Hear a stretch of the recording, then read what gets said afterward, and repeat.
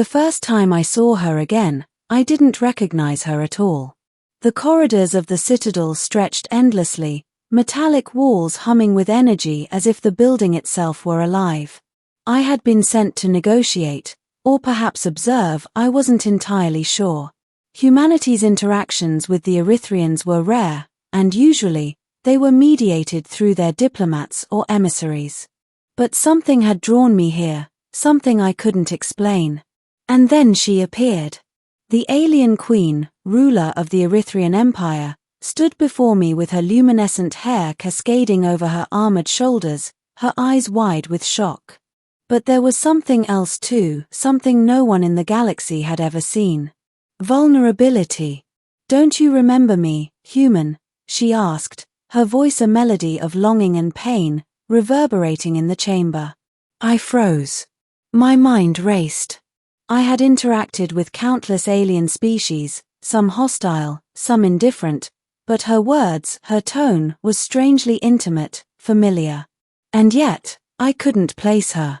I'm sorry, I said carefully, stepping closer. I don't. You do, or at least, you should, she interrupted, the hurt flickering in her eyes. You left when I needed you the most. Her words struck me like a plasma blast. Memories, fragments of dreams, conversations, fleeting moments flashed through my mind. She wasn't supposed to remember. Humans rarely left lasting impressions on Erythrians. But somehow I had. The beginning. 3 years ago, I had been a junior xenobiologist stationed at a remote research outpost near Erythrian space. We were studying their planet's unique bioluminescent flora and fauna, careful not to intrude on the alien population. That was when I first encountered her. She wasn't the queen then, at least not in my understanding. She had been traveling incognito, blending in among her subjects. Her grace and intelligence were obvious, even to a human like me. Over weeks, our paths crossed repeatedly, often during my field surveys or her secret excursions into the wilds. We had talked about everything: our worlds, the fragility of life, and the loneliness of being bound by duty. She had confided in me, laughed with me, and once, under the violet glow of Erythria's twin moons, she had held my hand. Then everything had gone wrong. A viral outbreak had swept her city, and her people, her family, had called her home. I had offered to help, but I was told to leave immediately. Your kind cannot intervene, the Erythrian Council had said. Your life is your own. Hers belongs to the Empire. I had left. And that had been my last memory of her. The middle. Now, standing in the heart of her citadel, I could see the weight of centuries in her eyes. Despite her youthful appearance, her posture carried the burden of leadership and grief. Her hand hovered over the intricate carvings on the wall, a symbolic gesture, as if she were reaching for a memory embedded in stone. Why are you here? I asked, finally finding my voice. Her gaze softened. Because you were always different. Even then, you saw me, not just my title or my duty. You saw me. I swallowed. I never meant to hurt you. I didn't know. You left. Her voice cracked. A tear escaped, sliding down her cheek and glowing faintly as it met her bioluminescent skin. I waited. 4 years, I waited for you to return.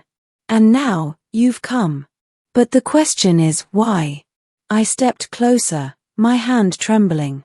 I thought I was protecting you, protecting myself. But I never stopped thinking about you. She studied me, searching for deception or hidden motives, but found none. Slowly, she lowered her hand from the wall. Come, she whispered, leading me into a hidden chamber.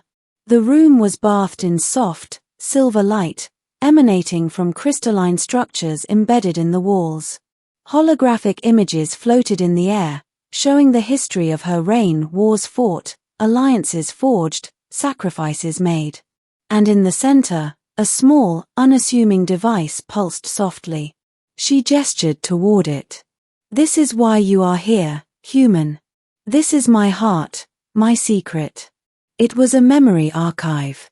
Unlike anything humans had ever created, it contained not just events, but emotions, every choice she had made, every loss she had endured. And at the heart of it was the memory of me. You left me, she said, voice barely above a whisper. But you also saved me. Somehow, you are part of me now.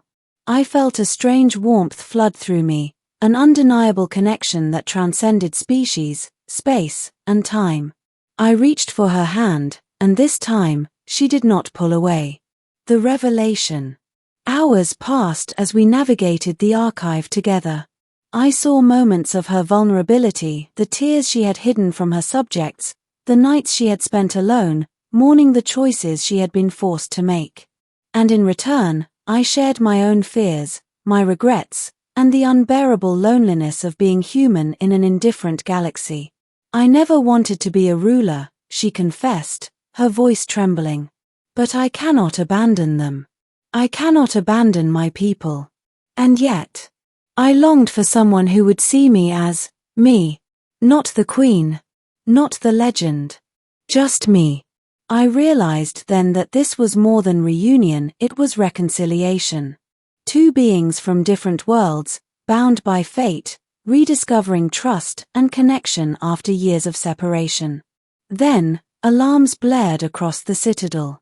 The Erythrian Council had detected an unauthorized presence. Humans in the royal sector were forbidden. They will come for me, she said, eyes wide with fear for the first time since I had known her. And you must leave, or you will die with me. I shook my head. No. I came back for you. I won't leave you again. Her hand found mine, firm and warm. Then we faced them together. The conflict. The council arrived in a swarm of sleek, armored vessels, descending into the citadel like metallic shadows. The queen and I had only moments to act. She led me through secret passages I didn't even know existed, her knowledge of the citadel's defenses surpassing anything I had imagined. Blasts of energy tore through the halls, but she moved with precision, her armor shimmering as it absorbed and redirected attacks. I stayed close, firing back with human weapons augmented by Erythrian technology she had lent me. Then, in the throne chamber, the confrontation reached its peak. The council demanded her surrender and my immediate execution. But she stood tall, her presence radiating authority and defiance. I will not betray the one who remembers me, she declared, her voice echoing through the hall. And you, she said, turning to me, you are no longer just human. You are part of my story, my soul. And no one will take you from me. With that, she activated a hidden defense system, creating an impenetrable shield that pushed back the council forces. I watched in awe as her tears, glowing now in full bioluminescent splendor, became a symbol of her power, her vulnerability, and her resolve. The resolution.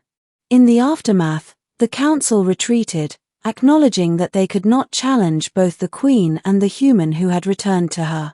The citadel, though scarred from the battle, stood strong, a testament to their combined strength. We sat together in the quiet aftermath, our hands intertwined. You see now, she said softly, I never forgot you. And now, I never will.